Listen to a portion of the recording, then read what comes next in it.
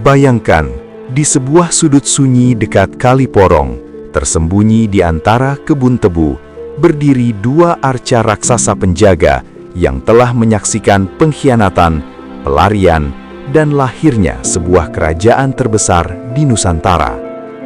Inilah Raos Pacinan, tempat yang mungkin menjadi titik balik berdirinya Kerajaan Majapahit. Tapi, benarkah di tempat ini Dyah Wijaya menyusun rencana besar bersama pasukan Mongol? Atau semua ini hanya sekedar legenda yang dibesar-besarkan? Lanskap yang terlupakan. Di wilayah Porong Pasuruan, tak jauh dari aliran Kali Porong, terdapat sebuah situs yang nyaris terlupakan. Tak ada gerbang megah, tak ada papan wisata besar, hanya tanah sunyi dan dua arca penjaga yang berdiri diam. Situs ini dikenal sebagai Raos Pacinan, sebuah lokasi yang oleh sebagian sejarawan dianggap sebagai bagian penting dari jaringan strategis awal berdirinya Kerajaan Majapahit. Letaknya bukan kebetulan. Kali Porong pada masa lampau adalah jalur vital, penghubung pedalaman Jawa Timur dengan pesisir utara. Siapapun yang menguasai titik ini, menguasai arus logistik dan pergerakan manusia. Pelarian seorang bangsawan. Kisah ini bermula dari runtuhnya Kerajaan Singasari pada akhir abad ke-13. Serangan dari gelang-gelang menghancurkan pusat kekuasaan. Di tengah kekacauan itu, seorang bangsawan muda Singasari melarikan diri. Dialah Dyah Wijaya. Dikejar pasukan musuh, ia berpindah dari satu tempat ke tempat lain, mencari perlindungan, sekaligus menyusun rencana balasan. Beberapa tradisi lokal menyebutkan, Raos Pacinan adalah salah satu titik persembunyiannya. Tempat ini bukan sekedar aman, tapi strategis. Dekat sungai, mudah kabur, dan yang terpenting, mudah berhubungan dengan dunia luar. Datangnya pasukan Mongol. Pada saat yang sama, kekuatan besar dari utara sedang bergerak. Pasukan Mongol dari dinasti Yuan datang ke Jawa di bawah perintah Kublai Khan. Tujuannya, menghukum Raja Jawa yang menolak tunduk. Namun disinilah kecerdikan Dyah Wijaya terlihat. Alih-alih melawan, ia justru memanfaatkan situasi. Ia mendekati pasukan Mongol dan menawarkan kerjasama. Target mereka sama, menghancurkan gelang-gelang yang telah beribu kota di Kediri. Dan menurut beberapa interpretasi sejarah lokal, Raos Pacinan diduga menjadi salah satu titik komunikasi atau konsolidasi awal antara kedua kekuatan ini. Titik balik sejarah. Aliansi itu berhasil.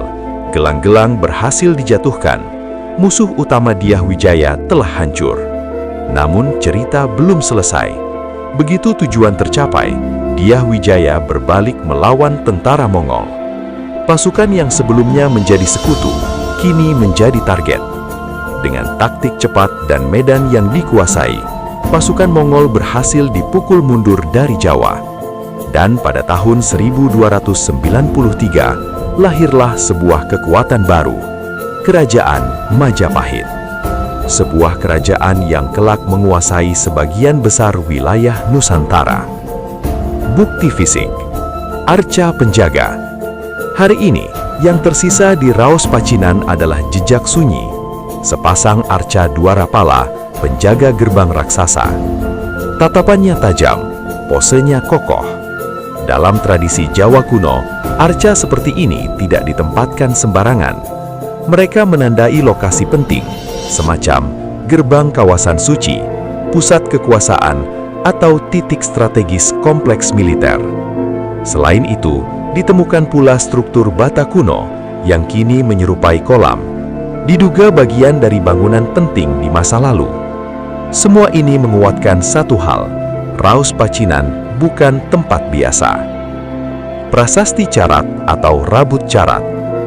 Prasasti yang paling sering dikaitkan dengan Raos Pacinan adalah Prasasti Carat. Isi dan temuan ditemukan di wilayah Desa Carat, Gempol, Pasuruan, sangat dekat dengan lokasi situs. Memuat angka tahun 1319 Saka atau 1397 Masehi. Kemungkinan merupakan tahun perbaikan di era Raja Hayam Wuruk. Menyebut nama wilayah ini dengan Rabut Carat. Makna penting, membuktikan bahwa kawasan ini masih menjadi wilayah penting di masa kejayaan Majapahit. Kemungkinan berkaitan dengan sebuah tempat persinggahan atau kawasan religius.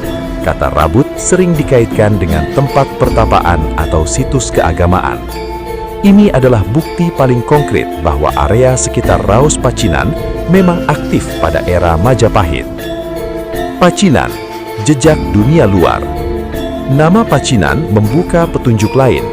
Istilah ini sering merujuk pada permukiman Tionghoa, dan ini masuk akal, karena sejak abad ke-13, wilayah ini sudah terhubung dengan jaringan perdagangan internasional, mulai dari pedagang Tiongkok hingga ekspedisi Mongol.